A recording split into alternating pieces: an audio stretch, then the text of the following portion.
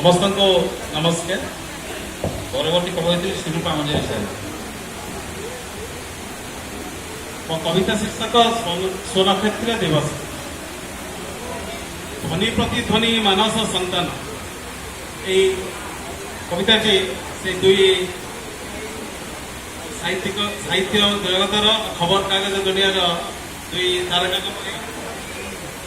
ध्वनि प्रतिध्वनि मानस संतान दुई हंस जोड़ीर खबर सहित भाषा साहित्य को करी थाए से निजर केते काव्य कविता गल्प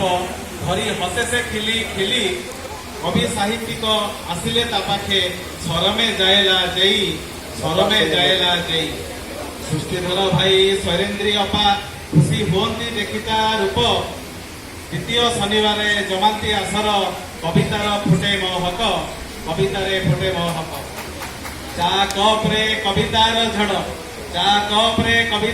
झड़ संध्या लागे आकर्षण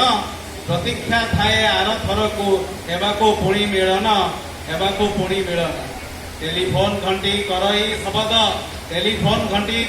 शब्द शुभे सृष्टिधर भाई स्वर सुधाकर तुम्हें आसीव भूलिबनी ए शनिवार राधाकृष्ण मंदिर प्रांगण एमिति हस कौतुके बीतिला दिवस स्वनक्षत्र दिवस आसी उभा नुआ रूपे नुआ रंगरे सजई दिशुची से मन लोभा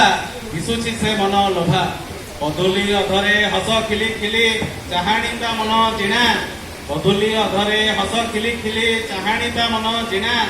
लक्ष्य कविंकर हृदय जिणिछि रूपरे से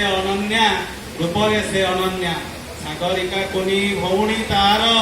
भारी अली अली सीए आज दिवस रे होइथिला जन्म